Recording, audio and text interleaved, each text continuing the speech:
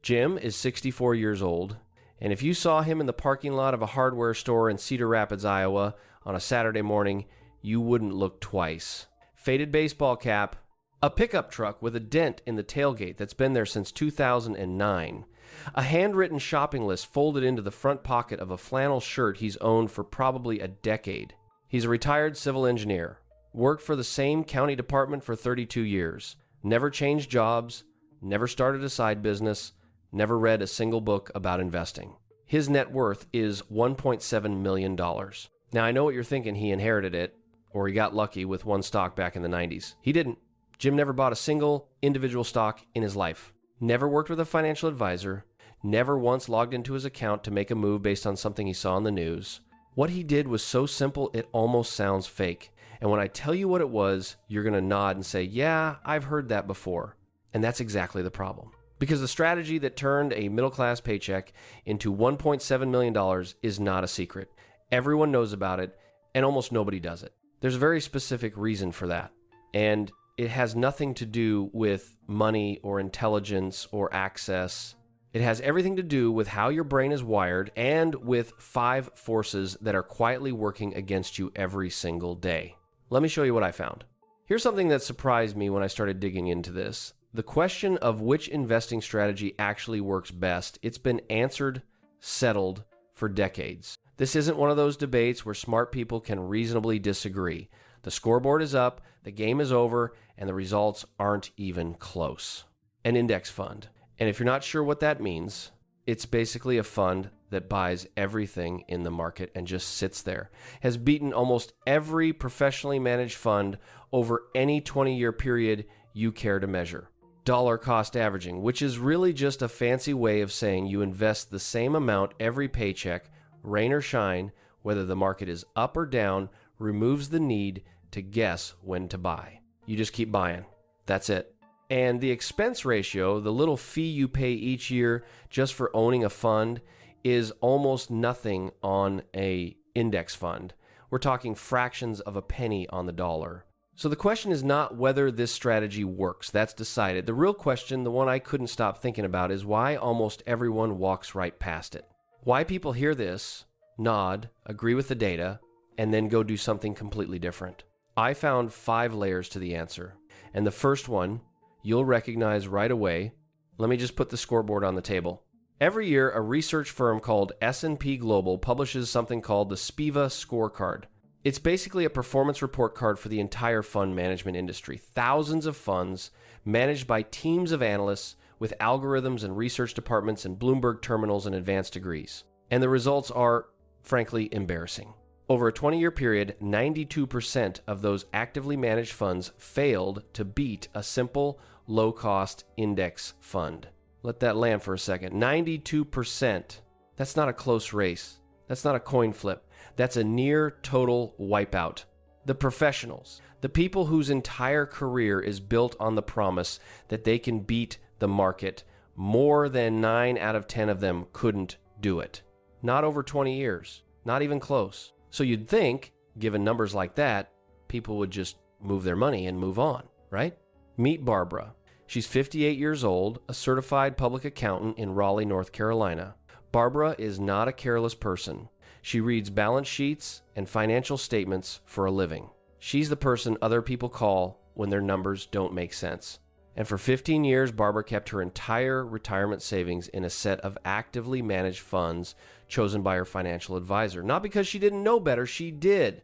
She'd seen the SPIVA data, she'd read the articles, she had access to every single piece of information I just shared with you.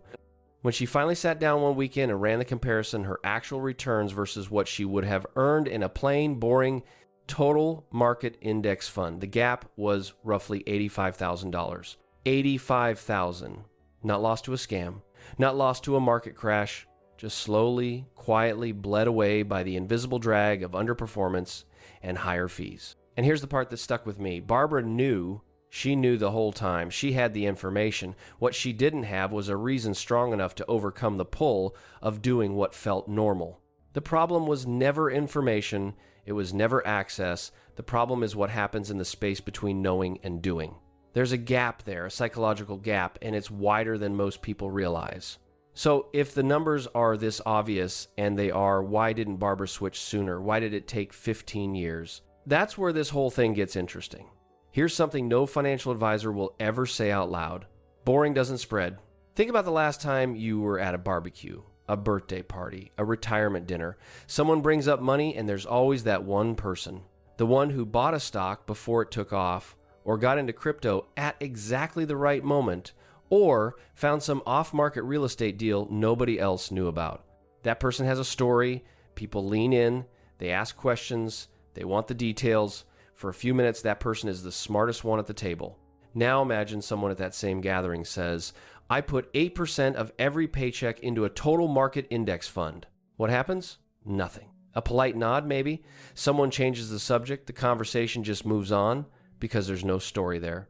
No drama, no clever timing, no edge. Meet Alan, 61 years old, operations manager at a distribution company in Tucson, Arizona. Alan had been putting money into index funds for nearly 20 years. Solid returns, low fees, zero drama. And he knew objectively, on paper, that it was working. Then his brother-in-law started talking at Thanksgiving. Individual stock picks that had doubled options strategies. A portfolio that was, in his words, absolutely crushing it. Alan didn't change his strategy because new data came in. He changed it because his strategy felt embarrassing. He had nothing to contribute to the conversation, no wins to brag about, no edge to describe. His approach, the one that was quietly outperforming almost everything else, made him feel like the least interesting person at the table. And this isn't just Alan's problem.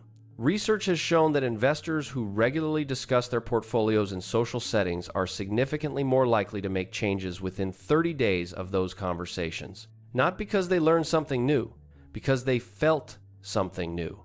Inadequacy, doubt, the quiet sting of being boring in a room full of people with better stories. The strategy that actually works is socially invisible, and the strategies that usually don't, they're socially rewarded. The clever move gets applause. The boring one gets silence. The best investment strategy is the one nobody wants to hear about. But it's not just about what you say at dinner. There's something deeper, something that happens when you sit down and look at your portfolio on a bad day. Something your brain does automatically, without asking permission. Your brain has a glitch, and Wall Street knows exactly how to exploit it. It's called action bias. And it works like this. When something feels uncertain or threatening, your brain screams at you to do something. Anything. Move, adjust, react. Because sitting still while things go wrong feels reckless. It feels negligent. It feels like you're watching your house burn down and choosing not to call the fire department. In most areas of life, that instinct is a gift. Weird noise in the engine? Get it checked. Mole that changed shape? Call the doctor. Action makes sense when you can actually control the outcome. But investing isn't like that. In investing, the action itself is usually the problem. Every trade carries a cost, transaction fees, tax consequences, and the near certainty that you're reacting to something the market already priced in 12 hours before you opened your laptop. Meet Diane, 63 years old, retired pediatric nurse in Portland, Oregon. Diane spent her whole career making fast, high-stakes decisions, the kind where doing nothing could cost a life. That instinct saved patience, and then it cost her a retirement. During the crash of 2008, Diane watched her 401k balance drop by nearly 40% in a matter of months. She couldn't sleep, she couldn't stop checking, and finally she called her plan administrator and moved everything, every dollar, out of stocks and into bonds. I had to do something, she said. I couldn't just sit there and watch. That one decision cost her roughly $110,000. Because by the time she moved back into stocks about 2 years later, once things felt safe, the market had already recovered 38%. She sold at the bottom and bought back near the top. The move that felt responsible turned out to be the single most expensive financial decision of her life. And Diane is not an outlier. The research firm Dalbar has been tracking investor behavior for over 30 years, and the pattern is stunningly consistent. The average equity investor underperforms the S&P 500 by roughly 3% per year, not because they choose bad funds, because they can't sit still. In investing, the urge to do something is almost always the most expensive thing you can do. Now, you might be thinking, okay, fair enough, but what about getting professional help? What about paying someone who actually knows what they're doing to manage this for me? Wouldn't that solve the problem? That brings us to the part that makes the entire financial industry uncomfortable. There's a reason your financial advisor never sat you down and said, just buy one fund and forget about it. And it's not because that wouldn't work for you, it's because it wouldn't work for them. Think about it. The financial services industry, the advisors, the fund companies, the brokerages, they get paid when you do things, when you buy, when you sell. When you attend a quarterly review meeting where someone in a nice suit explains why this year requires a tactical adjustment, every move generates a fee. Every layer of complexity earns somebody a living. A client who buys an index fund in 1992 and never calls back, that's the worst client in the industry. No fees to earn, no meetings to bill, no new products to recommend. Meet George, 66 years old, retired high school history teacher from Omaha, Nebraska. George is the kind of person who reads the fine print, spent 30 years teaching students to do the same. When George finally looked at the portfolio his advisor had built, he found 14 different funds. Diversified, the advisor had said, tailored, optimized. The combined expense ratio across those 14 funds was 1.2% per year. George consolidated into 2 index funds, a total U.S. market fund and an international fund. Combined expense ratio, 0.04%. That difference, 1.16%, sounds microscopic. Over 20 years, on a portfolio of $300,000, it adds up to roughly $180,000. Not in lost returns, just in fees. The cost of owning something complicated instead of something simple. Nobody told George this. And that's not because his advisor was dishonest, it's because the industry doesn't have an incentive to make things simple. The product the industry sells isn't bad advice. The product is complexity itself. Rebalancing strategies, sector rotation models, alternative assets, tactical overlays, they exist primarily to justify the fee. If the solution is simple, nobody gets paid. That's not a conspiracy, it's just a business model. So you've got the data working against complexity, you've got the psychology pulling you toward action, you've got an entire industry whose revenue depends on keeping things complicated, but there's one more force, and honestly, it might be the strongest one of all. It's sitting right next door. Nobody ever panicked because of a spreadsheet. They panic because of a conversation. You can look at your portfolio on a Tuesday morning, see a perfectly reasonable return, feel solid about where things are heading, and then your neighbor leans over the fence and says 4 words. You should see mine. And just like that, everything shifts. Not because the numbers changed, because the feeling did.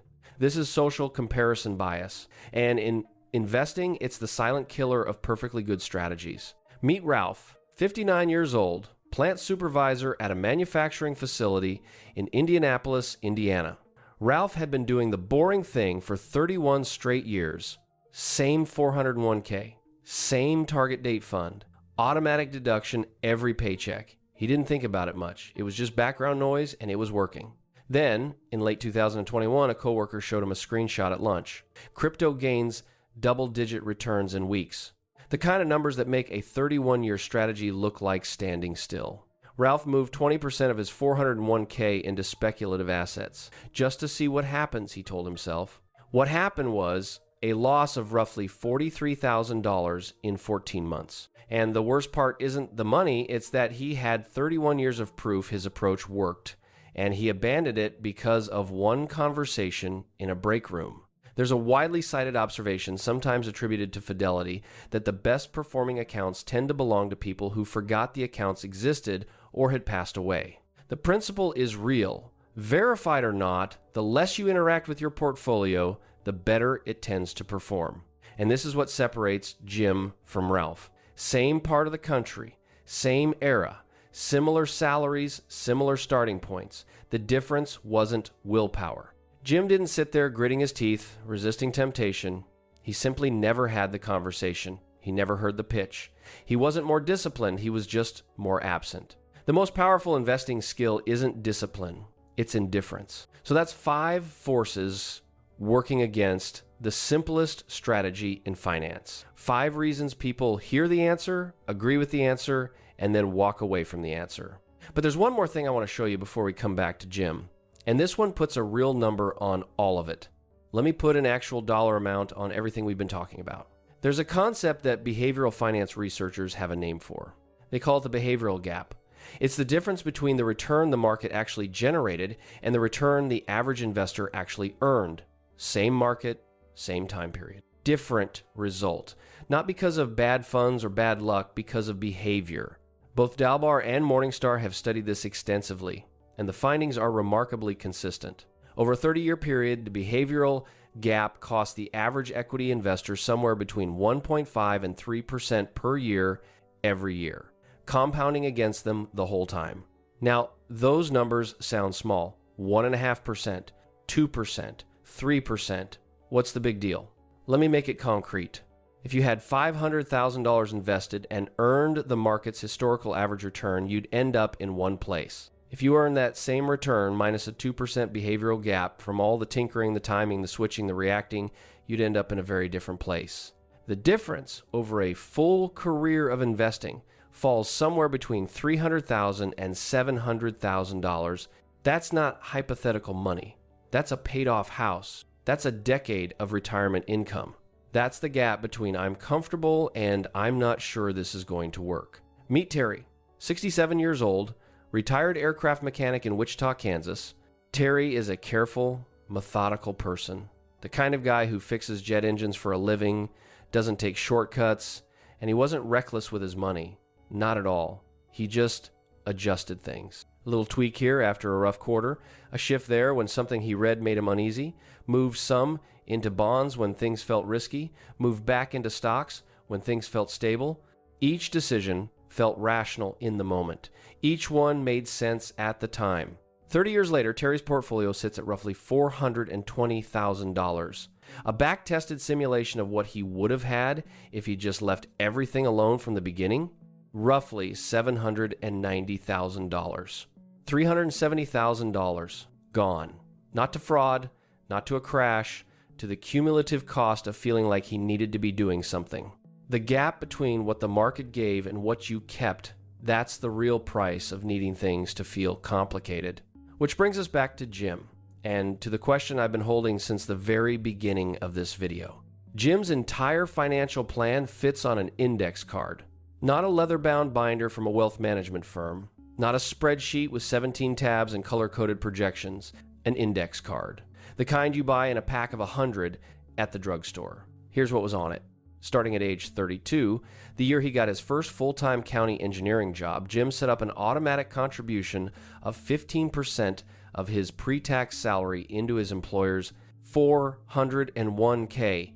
He put 100% of it into a single S&P 500 index fund, the only option in his plan that he actually understood, and that he decided was good enough. Then he did the thing that turned out to be his greatest financial advantage. He stopped paying attention. He didn't log in during downturns. He didn't call anyone during corrections. He didn't compare his returns to what his neighbors were doing. He treated that 401k the way most people treat a utility bill, money that left his paycheck and went somewhere he didn't think about. Does the math hold up? 15% of $75,000 average salary for a civil engineer in that region comes out to about $11,250 per year. Invested consistently for 32 years at the S&P 500's historical average return, that lands you at approximately $1.7 million. No insider knowledge, no special access, no financial advisor, just a paycheck, a percentage, and the passage of time. And here's what ties this video together. Jim didn't succeed because he was disciplined. Discipline implies struggle. Jim built a system that didn't require decisions, then removed himself from the equation. He automated the one good choice and eliminated the opportunity to make a bad one. The boredom wasn't a side effect. It was the mechanism. His strategy never triggered any of the 5 forces we've been talking about. No story to compare, no action to take. No advisor to complicate things, no neighbor to compete with, no gap to create. So why doesn't everyone do this? You've spent the last 15 minutes hearing the answer. Because it doesn't feel smart. It doesn't feel active. It doesn't give you a story to tell, or a move to explain, or a reason to believe you're being clever with your money. Jim didn't beat the system. He just refused to play the game everyone else was playing. Now, I want to be straight with you because this approach is not for everyone, and I'd be doing you a disservice if I pretended otherwise. If you're carrying high-interest debt right now, credit cards, personal loans, anything north of 8 or 9%, you need to deal with that first. No investment strategy helps you if the debt is compounding faster than the market. If you're less than 5 years from retirement and your entire portfolio is in equities, an all-stock index fund isn't the right move at this stage. You need a more conservative allocation because you don't have the runway to absorb a major downturn right before you stop earning. And if you've got complex financial needs, estate planning, significant healthcare costs, a small business to manage a simple index strategy might be part of your plan, but it won't be the whole plan. Some situations genuinely require professional guidance. But if you're someone with a steady paycheck, a reasonable time horizon, and the willingness to let the most boring account in your life quietly do its job, this is the most proven, most studied, most validated path to building wealth that has ever existed. And it won't require a single interesting decision. Here's what I keep coming back to. We spend so much energy searching for the edge, the hidden strategy, the fund that's going to outperform everything else, the advisor who sees what no one else sees, the timing, the angle, the trick. And we do all of it because our brains are convinced, deeply, stubbornly convinced, that important outcomes require complicated effort. That if the answer were simple, someone smarter would have found it first. That if everyone knows about it, it can't possibly be the best option. But the data doesn't care what feels right. And the data says the edge isn't complicated, it's consistency, it's automation. It's the willingness to let the most important account in your life be the most boring thing you own while everyone around you chases something louder and shinier. Jim didn't have access to anything you don't have right now. He didn't know anything you don't already know. The only difference, the only one, is that Jim was willing to let the most important financial decision of his life also be the most uninteresting one. And that's the real cost of complexity. It's not just money, though it's a lot of money. It's years. It's peace of mind. It's the retirement you could have had versus the one you're still trying to figure out. The most boring decision you'll ever make might be the most important one, and nobody will clap when you make it. That's how you'll know it's the right one. Be honest with me. Have you ever changed your investment strategy because of something someone else said?